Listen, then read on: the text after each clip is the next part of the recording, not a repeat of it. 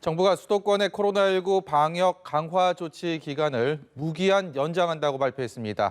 보도국 연결해 보겠습니다. 김장현 기자. 네, 정부가 모레 일요일이 시한인 수도권의 강화된 생활방역 기간을 무기한 연장하기로 했습니다.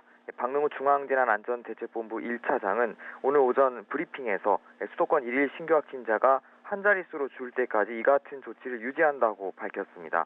최근 2주간 국내 지역사회 감염 환자의 96.4%가 수도권에서 나온 데 따른 조치입니다. 정부는 추가 방역 조치도 내놨습니다. 현재 노래 연습장과 클럽 등 8개 고위험 시설에 의무화한 전자 출입 명부를 학원과 PC방에도 도입하기로 했습니다. 이에 따라 학원과 PC방에도 개인 신상 정보가 담긴 QR코드를 찍어야 들어갈 수 있습니다. 정부는 또 고시원, 쪽방촌, 건설 현장 식당 등 사각지대를 대상으로 선제적인 진단검사를 벌여 확진자를 조기에 찾아내겠다고 밝혔습니다. 아울러 고위험 시설에서 마스크 착용을 의무화하고 이를 위반할 때는 벌금을 부과하는 방안도 검토합니다. 네, 이런 대책 나온 거 사실 수도권에서 코로나19가 계속 확산하고 있기 때문 아니겠습니까? 현재 어떤 상황입니까?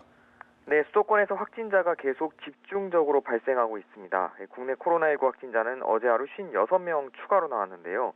일일 신규 확진자는 지난 9일 50명이 발생한 이후 이틀 만에 다시 50명대로 늘었습니다. 국내 누적 확진자도 지난달 15일 11,000명을 넘은 이후 약 한 달 만에 12,000명을 넘어섰습니다. 신규 확진자 가운데 43명은 국내 지역사회에서 감염됐고 13명은 해외에서 유입됐습니다. 지역사회 감염자 43명 가운데 42명은 수도권에서 나왔습니다.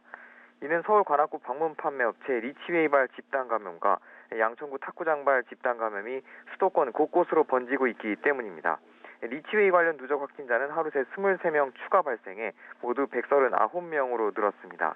리치웨이발 집단 감염은 중국 동포교회 쉼터, 명성하우징, SJ투자 콜센터, 예수비전교회, NBS 파트너스, 예수말씀 실천교회 등 지금까지 8곳의 집단 감염으로 번졌습니다.